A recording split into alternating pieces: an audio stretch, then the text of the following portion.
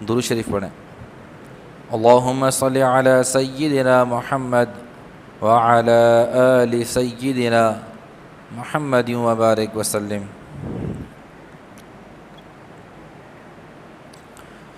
اسلام کے بنیادی عقائد میں اللہ کو ماننا، اللہ کے رسولوں کو ماننا، اللہ کی کتابوں کو ماننا، اللہ کے فرشتوں کو ماننا، اور بری اور اچھی تقدیر کو ماننا کہ یہ بھی اللہ کی طرف سے، والقدر خیرہ وشرہ من اللہ تعالی، کہ بری تقدیر یا اچھی تقدیر جو کچھ بھی ہے اللہ کی طرف سے ہے۔ یہ ہمارے بنیادی عقائد میں سے ہیں۔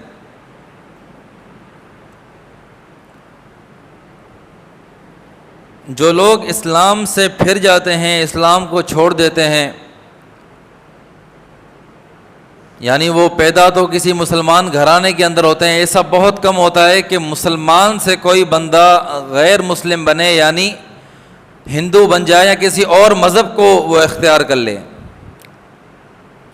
مسلمان بندہ کسی اور مذہب کو اختیار بہت کم کرتا ہے، مطلب اگرچہ نہ ہونے کے برابر، لیکن مسلمان بندہ تمام مذہبوں سے، مطلب اگر اس کے کفر کی اس کا کوئی راستہ ہوتا ہے، اس کو کفر اختیار کرنا ہوتا ہے یا اس کو مذہب چھوڑنا ہوتا ہے، تو پھر وہ کسی مذہب کا بھی نہیں رہتا۔ جیسے آپ دیکھتے ہوں گے کہ ہندو مسلمان ہو گیا، کوئی عیسائی مسلمان ہو گیا، کوئی یہودی مسلمان ہو گیا، لیکن اس کے برعکس کوئی مسلمان ہندو ہو گیا، اس طرح کے واقعات آپ کو سننے میں نہیں آتے۔ تو مسلمان کسی اور مذہب کو اختیار نہیں کرتا، لیکن وہ سیکولر اور لبرل بن جاتا ہے۔ اگر آپ کسی مسلمان کو کسی اور مذہبوں کی کتابیں پڑھائیں تو اس پر انشاءاللہ ان کے پڑھنے سے کوئی اثر نہیں پڑے گا، لیکن وہ اسلام کی کچھ باتوں کو سمجھنے میں غلطی اور کوتاہی کر لیتا ہے، اس لیے جو ہے اس کو اسلام سمجھ میں نہیں آتا۔ مطلب یعنی جو لوگ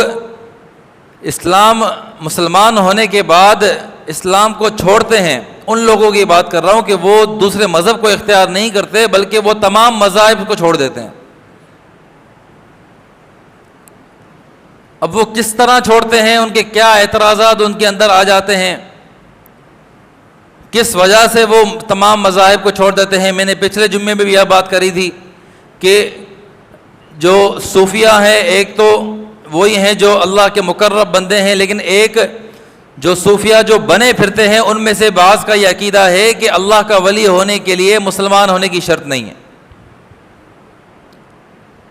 تو بعض لوگ اس فیلڈ میں جا کر مذاہب سے بیزار ہو جاتے ہیں کہ بھئی جب اللہ تو بغیر مذہب کے مل جاتا ہے تو مذہب اختیار کرنے کی ضرورت کیا ہے۔ لیکن بعض لوگ جو گمراہ ہوتے ہیں، اس میں ایک وجہ یہ ہے کہ وہ تقدیر کے مسئلے کو سمجھ نہیں پاتے۔ ان کو یہ سمجھ میں نہیں آتا کہ تقدیر کا مسئلہ کیا ہے، آخر تقدیر ہے کیا چیز، کیونکہ انہوں نے بچپن سے علماء سے، اپنے والدین سے، اپنے بڑوں سے یہ سنا ہوتا ہے کہ ہر چیز لکھی ہوئی ہے۔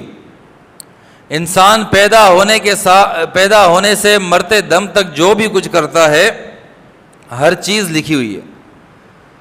تو ان کا ایمان یہاں پر آ کے خراب ہوتا ہے کہ جب ہر چیز لکھی ہوئی ہے تو پھر ایسا کیسا مذہب ہے جس میں پہلے ہی اللہ نے لکھ دیا ہے کہ مجھے کیا کرنا ہے اور کیا نہیں کرنا، اس کے بعد پھر جنت اور جہنم کو بھی بنایا گیا ہے، اس کے بعد پھر جب ہر چیز لکھی ہوئی ہے تو پھر برے اور اچھے انسان کا فرق کیا ہوا؟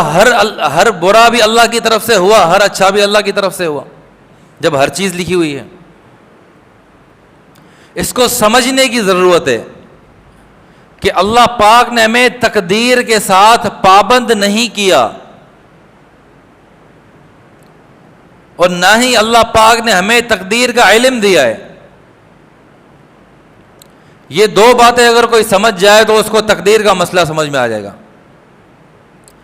بھئی ایک تو یہ کہ اللہ پاک ہماری پوری تقدیر لکھ دے اور اس کے بعد ہمیں بتا دے کہ تم یہ کرو گے، تو پھر تو ہم اللہ جب گناہ کریں گے تو ہم قیامت کے دن اللہ سے یہ سوال کریں کہ یا اللہ تو نے ہی میری تقدیر کے اندر یہ لکھا اس لیے میں نے کیا۔ ایسا نہیں کہ اللہ نے ہمیں پہلے سے علم دے دیا، اللہ نے ہمیں علم نہیں دیا۔ اگر ہم قیامت کے دن اللہ سے یہ سوال کریں کہ یا اللہ جو تو نے لکھا میں نے وہی گناہ کیا، تو اللہ پاک ہم سے کہیں گے کہ تجھے اس گناہ کا علم تھا کہ میں نے یہ لکھا ہوا ہے؟ تو نے تو اپنی مرضی سے کرا ہے نا، تجھے اس کا علم تھا کہ میں نے یہ لکھا ہے۔ اور دوسرا بڑا اہم مسئلہ یہ کہ اللہ پاک نے ہمیں تقدیر پر پابند نہیں کیا، اس بات کو زیادہ سمجھنے کی ضرورت ہے، اور تمام حل جو ہے اس مسئلے کا اسی بات کے اندر ہے۔ اللہ پاک عالم الغیب ہیں، غیب کے علم کو جاننے والے ہیں۔ اللہ پاک کو پتہ ہے کہ ہم اپنے مستقبل کے اندر کون سا عمل کریں گے، کون سا عمل چھوڑیں گے، کون سا گناہ کریں گے، کون سا گناہ چھوڑیں گے۔ اللہ پاک کو اس کا علم ہے، لیکن اس کا مطلب یہ نہیں ہے کہ اللہ کے علم ہونے کی وجہ سے ہم اس کام کے کرنے کے پابند ہیں۔ اس بات کو چونکہ ہم نے بولنے اور سننے میں تھوڑی خطا کی ہے کہ تقدیر میں جو لکھا ہے وہ ہوگا، ہم نے بولا بھی یہی ہے، ہم نے سنا بھی یہی ہے۔ اس بات کو اگر بدل کے کچھ اس طرح کہا جائے کہ جو ہم کریں گے اللہ نے وہ تقدیر میں لکھا ہے، تو بات سمجھ میں آ جائے گی۔ جو ہم کریں گے وہ اللہ نے تقدیر کے اندر لکھا ہے، یعنی جب ہم یہ کہیں گے تقدیر میں جو لکھا ہے وہ ہوگا، تو اس سے یہ ظاہر ہوتا ہے کہ ہم تقدیر کے پابند ہیں۔ تقدیر نے اللہ نے لکھ دیا ہے تو ہم نے کیسے بھی کر کے یہی چیز کرنی ہے۔ اس بات کو اگر اس طرح سمجھا جائے کہ جو ہم کریں گے وہ اللہ نے لکھ دیا ہے، تو پھر یہ شبہ ہمارے اندر پیدا نہیں ہوگا، ہمارے دماغ کے اندر، کہ ہم تقدیر کے پابند ہیں، بلکہ یہ بات ہمارے سامنے آئے گی کہ ہم جو کرنے والے ہیں اللہ نے وہی لکھ دیا ہے، اور اللہ نے یہ بات ہمیں بتائی بھی نہیں کہ تم کیا کرنے والے ہو، وہ تو ہمارے اوپر یہ ہے کہ ہم کیا کریں۔ لیکن اللہ پاک عالم الغیب ہے۔ اس کی ایک چھوٹی سی مثال سمجھاؤں کہ اسکول کے اندر ایک کلاس میں بچے جب پڑھتے ہیں تو جو ان کا ٹیچر ہوتا ہے اس کو اندازہ ہوتا ہے کہ میرے بچوں کے اندر کتنی صلاحیت ہے، ان میں کون جو ہے ناکارہ ہے، کون فیل ہوگا، کون جو ہے پاس ہوگا، کون ہوشیار ہے، اور کون پہلی پوزیشن لے گا۔ امتحان سے پہلے ہی استاد کو اس چیز کا اندازہ ہو جاتا ہے اس کے تجربے سے۔ تو جب امتحان ہونے سے پہلے استاد نے کلاس کے اندر کہا کہ یار مجھے لگتا ہے کہ یہ فلاں بندہ جو ہے جس کا نام مثال کے طور پر علی ہے، یہ پہلی پوزیشن لے گا، مجھے یہ لگتا ہے کہ یہ پہلی پوزیشن لے گا، اور فلاں بندہ اس کے بارے میں مجھے یہ لگتا ہے کہ یہ بندہ پاس نہیں ہو پائے گا، یہ فیل ہو جائے گا۔ اب امتحانات ہوئے، امتحان کے اندر جس بندے کے بارے میں استاد نے یہ کہا کہ یہ بندہ پہلی پوزیشن لے گا، اس بندے نے واقعی پہلی پوزیشن لی، اور جس بندے کے بارے میں استاد نے کہا کہ یہ فیل ہو جائے گا وہ واقعی فیل ہو گیا۔ اب نتائج کے دن میں، رزلٹ کے دن میں جو فیل ہوا وہ آ کے کھڑا ہو جائے کہ کیونکہ استاد نے کہا تھا کہ میں فیل ہو جاؤں گا اس لیے میں فیل ہوا، لہٰذا میرے فیل ہونے میں میری غلطی نہیں ہے، استاد کی غلطی ہے، انہوں نے کیوں کہا۔ تو یہ اعتراض کیا استاد پر بجا ہے؟ کیا صحیح ہے؟ کیا وہ یہ اعتراض کر سکتا ہے؟ اس کو یہی جواب دیا جائے گا کہ بھائی آپ کی صلاحیت دیکھ کر استاد نے یہ اندازہ لگایا کہ آپ امتحان پاس نہیں کر پائیں گے۔ اس میں استاد کا کوئی، آپ اگر پڑھنے والے ہوتے تو استاد کو اس بات کا اندازہ ہوگا یہ پڑھنے لکھنے والا بچہ ہے، یہ فیل نہیں ہوگا، تو استاد ایسی بات کرتے ہی نہیں۔ تو استاد کی اس بات سے آپ پابند نہیں ہیں، آپ جو فیل ہوئے ہیں وہ اپنے کرتوتوں اور اپنی نااہلی کی وجہ سے فیل ہوئے ہیں، کیونکہ آپ نے دھیان نہیں دیا، آپ نے پڑھائی نہیں کی، اس وجہ سے آپ فیل ہو گئے۔ تو اسی طرح یہ استاذ تو ایک مخلوق ہے جو اپنے تجربے کے ساتھ اس چیز کو بتاتا ہے یا اس چیز کو لکھ رہا ہے، لیکن اللہ پاک تو خالق ہیں، اللہ پاک تو مالک ہیں، ان کو تو غیب کا علم ہے اور 100% علم ہے کہ یہ بندہ کیا کرے گا، یہ بندہ کیا نہیں کرے گا۔ اللہ پاک نے ہماری صلاحیت کے مطابق، یعنی ہم جو کرنے والے تھے اس کو لکھ دیا کہ یہ بندہ یہ چیز کرے گا۔ ہم اس لکھنے کے پابند نہیں ہیں، وہ لکھا ہی اس لیے گیا کیونکہ ہم یہ کرنے والے تھے۔ ہم اس لکھنے کے پابند نہیں ہیں کہ ہم، کیونکہ وہ لکھ دیا گیا ہے تو اس لیے جو ہے ہم یہ بات کریں گے۔ ہم یہ لکھنے کے پابند نہیں ہے۔ تقدیر اگر اللہ پاک نے ہمیں لکھ دی ہے کہ ہم کیا برے اعمال کریں گے، ہم کیا اچھے اعمال کریں گے، تو ہم اس لکھنے کے پابند نہیں ہیں۔ اور اگر بندہ کوئی کامیاب ہو جاتا ہے، اللہ ایک بالفرض میں یہ بات کہتا ہوں کہ اگر یہ تقدیر کا عقیدہ اور تقدیر کا مسئلہ نہیں ہوتا، اللہ پاک نے تقدیر نہیں لکھی ہوتی ہماری، تب بھی دنیا کا جو نظام ہے وہ یہی ہوتا۔ تقدیر کے لکھنے یا نہ لکھنے سے کوئی فرق نہیں پڑتا۔ اگر اللہ پاک تقدیر نہیں لکھتے، ہماری زندگیاں تب بھی ویسی کی ویسی ہی گزرتی، تو پھر کیا ہم اللہ پاک کو اس کا ذمہ دار ٹھہراتے کہ جو ہم نے گناہ کیے اللہ نے کروائے؟ لیکن ہماری زندگی ویسی کی ویسی ہے، اللہ نے الگ سے اس کو لکھ دیا کہ یہ بندہ ایسی زندگی گزارے گا، یہ بندہ ایسی زندگی گزارے گا، تو پھر ہم اللہ پاک کو ذمہ دار کیوں ٹھہرا رہے ہیں؟ اللہ پاک نے تو اپنے علم سے لکھا ہے، اللہ پاک کا تو غیب کا علم ہے، اللہ پاک کو تو پتہ ہے کہ یہ بندہ کیا کرے گا۔ دوسری بات یہ آتی ہے، جو لوگ اسلام کو چھوڑ کر گمراہ ہوتے ہیں، وہ ایک تو اس تقدیر کے مسئلے سے گمراہ ہوتے ہیں کہ ان کو تقدیر کا مسئلہ سمجھ میں نہیں آتا۔ دوسرا مسئلہ یہ آتا ہے کہ وہ یہ کہتے ہیں کہ اللہ پاک ہر چیز پر قادر ہے، اللہ پاک ہم کہتے ہیں کہ ہم نیکی اللہ کی توفیق سے کرتے ہیں، تو اللہ پاک کی توفیق سے جب بندہ نیکی کرتا ہے تو گناہ بھی اللہ کی توفیق سے کرتا ہے۔ بھئی ہر چیز کے کرنے کی ہمت کون دیتا ہے؟ اللہ کی ذات دیتی ہے، ہمارے اندر تو ہمت نہیں ہے۔ درخت کا پتا بھی اللہ کی مرضی کے بغیر نہیں ہلتا۔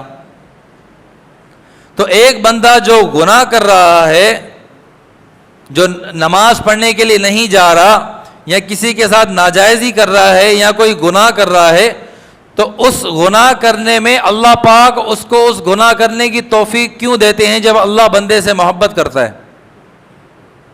اعتراض سمجھ میں آ گیا کہ جب اللہ بندے سے محبت کرتا ہے تو پھر اللہ پاک اس بندے کو گناہ کرنے کی توفیق دیتے ہی کیوں ہیں؟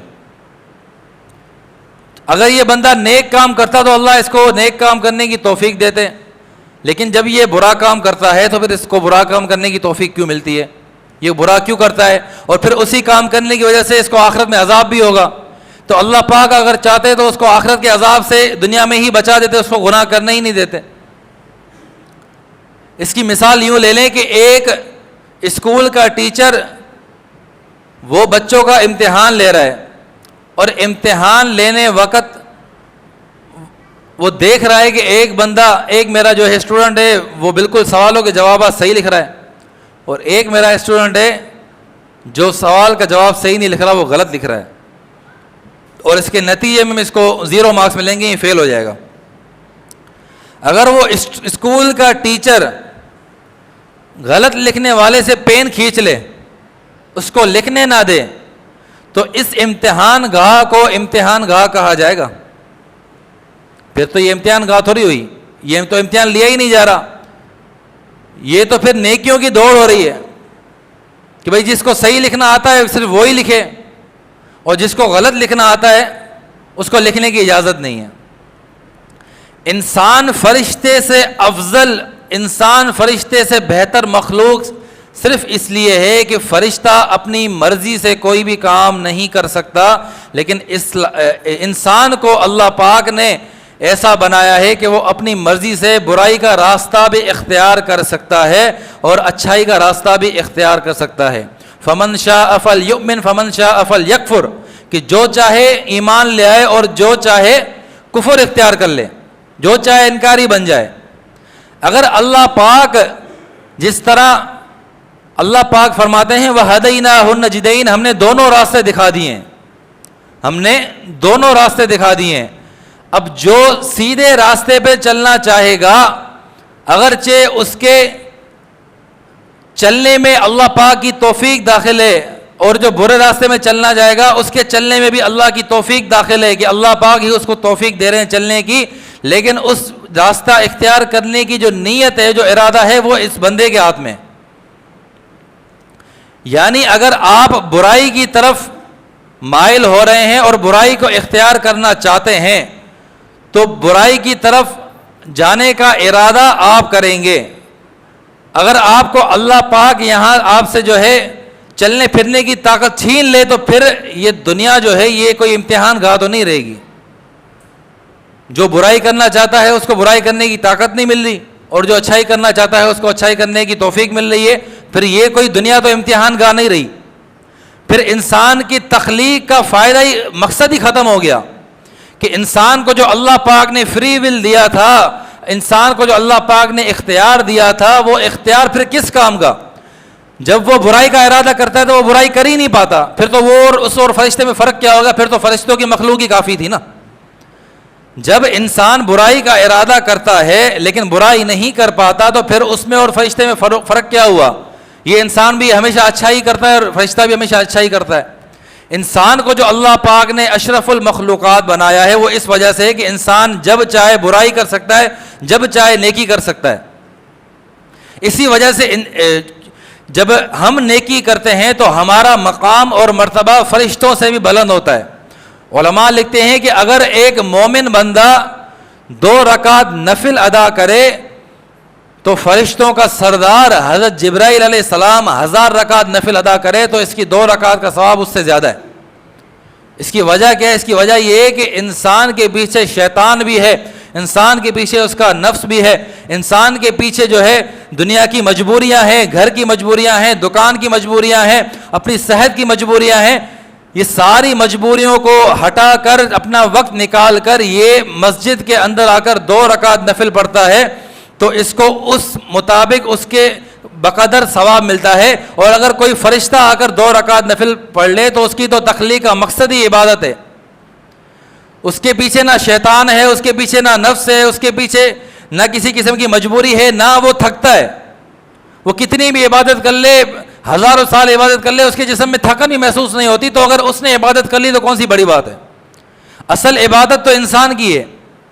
تو میں یہ کہہ رہا تھا کہ اگر انسان سے فری ول لے لیا جائے تو پھر انسان کی تخلیق کا کوئی مقصد نہیں ٹھہرے گا. اگر انسان کو اللہ پاک جب وہ انسان برائی کرنے کی نیت کرے تو اس کو اللہ پاک وہیں روک دیں تو پھر اس فری ول دینے کا فائدہ ہی کیا ہوا؟ آپ نے انسان کو آزمایا کیسے؟ ہم یہاں پر ایک امتحان کے تحت ہیں کہ ہم نے جو ہے اللہ پاک کے احکامات کو ماننا ہے، رسول اکرم صلی اللہ علیہ وسلم کے طریقوں پر چلنا ہے. اگر ہم جو ہے اللہ پاک کی نافرمانی کرنا چاہیں تو اللہ پاک ہم سے توفیق لے لے، ہمیں چلنے کی صلاحیت نہ ملے، ہمیں بولنے کی صلاحیت نہ ملے تو پھر یہ کوئی امتحان گاہ تو نہ ہوا. وہی مثال دی کہ اگر کوئی اسٹوڈنٹ غلط سوال لکھنے کی کوشش کرے، ٹیچر اس سے پین لے لے تو پھر اس کا کیا فائدہ ہوا؟ اور اگر ظاہر سی بات ہے جب ایک بندہ برائی کرنے کی کوشش کر رہا ہے اور وہ برائی نہیں کر پا رہا تو اس کی زندگی میں کوئی برائی نہیں ہوئی، پھر وہ بھی اسی طرح جنت میں گیا جس طرح نیکی کرنے والا، اچھے کام کرنے والا جنت میں گیا. تو پھر اس نے اتنی محنت کر کے جنت حاصل کی، اس کو فری فوکٹ میں جنت مل گئی کیونکہ اس نے تو کچھ کام کیا ہی نہیں. وہ تو ہمیشہ برائی کرنا چاہ رہا تھا لیکن اللہ پاک نے اس کو برائی سے بچایا. ہمیشہ وہ برائی کرنا چاہ رہا تھا. تو ہر چیز کی توفیق بھی اللہ پاک دیتے ہیں. برا راستہ اور اچھا راستہ یہ جو ہے اللہ پاک نے ہمیں دکھا دیا ہے. دونوں راستے ہمارے پاس ہیں. ہم جو راستہ اختیار کرنا چاہیں ہم اس راستے پر چلنے کی نیت کرتے ہیں. اس کے بعد جہاں ہم بیٹھے ہیں اگر وہاں پر جانا چاہتے ہیں تو پھر ہم اٹھنے کی نیت کریں گے. اٹھنے کی طاقت بے شک اللہ ہی دے گا لیکن اس میں اللہ ذمہ دار نہیں ہے، ذمہ دار ہم خود ہیں، کیونکہ اس کام کے کرنے کی نیت تو ہم بہرحال خود ہی کرتے ہیں. ہم اپنے ہاتھ کو اٹھانے کی نیت خود کرتے ہیں، ہم خود اٹھنے کی نیت خود کرتے ہیں، ہم چلنے کی نیت خود کرتے ہیں. اس سے اللہ پاک کی ذمہ داری نہیں ہے کہ اگر آپ گناہ کرنے جا رہے ہیں تو اللہ پاک نے آپ کو گناہ کرنے کی طاقت کیوں دی. اس میں اللہ پاک کی ذمہ داری نہیں ہے. تو میں نے پہلے سمجھایا کہ جو مسلمان، جو غیر مسلم تو بہت سارے ایسے ہیں تو کہ مسلمان ہو جاتے ہیں، لیکن جب مسلمان گمراہ ہوتا ہے تو وہ کسی اور مذہب کو اختیار نہیں کرتا، بلکہ وہ تمام مذہبوں کو چھوڑ دیتا ہے، لبرل بن جاتا ہے، سیکولر بن جاتا ہے. جب اگر مسلمان کے اوپر گمراہی آتی ہے، جب وہ مسلمان ایسی باتوں کو، جو باریکی باتیں ہیں جن کو سمجھا نہیں جاتا، یہ تقدیر کا مسئلہ علماء پہلے سمجھایا نہیں کرتے تھے. جو میں نے تقدیر کا مسئلہ سمجھایا، یہ سمجھایا نہیں کرتے تھے، کیونکہ اس کو سمجھنے میں پھر جو ہے انسان گمراہ بھی ہو جاتا ہے. لیکن جب ایک فتنہ اٹھا اور تقدیر کا انہوں نے انکار کر دیا کہ تقدیر ہے ہی نہیں کوئی، تو پھر علماء نے اس مسئلے کو سمجھایا کہ بھئی تقدیر ہے، لیکن اس کو سمجھایا نہیں گیا. اس کی وجہ صرف یہ ہے کہ انسان اس چیز سے گمراہ بھی ہو سکتا تھا. تو جو بھی مسلمان گمراہی کی طرف جاتا ہے وہ اسلام کو چھوڑتا ہے. دو میں نے وجہ بتائیں، یا تو وہ تقدیر کے مسئلے کو سمجھ نہیں پاتا، جو میں نے پہلے سمجھایا کہ تقدیر کا مسئلہ کیا ہے، یا تو پھر وہ اس چیز کو سمجھ نہیں پاتا ہے کہ ہر چیز اگر اللہ کے اختیار میں ہے تو مسلمان یا کوئی بھی بندہ کفر اختیار کیوں کرتا ہے، وہ گناہ کیوں کرتا ہے. تو یہ انسان کی تخلیق ایسی ہے کہ انسان کو اللہ پاک نے فری ول دیا ہے. انسان چاہے تو اللہ کی فرما برداری بھی کر سکتا ہے، انسان چاہے تو اللہ کی نافرمانی بھی کر سکتا ہے. اللہ سے دعا جو میں نے کہا آپ نے صلی اللہ پاک سمجھنے اور عمل کرنے کی توفیق عطا فرمائے. وما علینا الا البلاغ.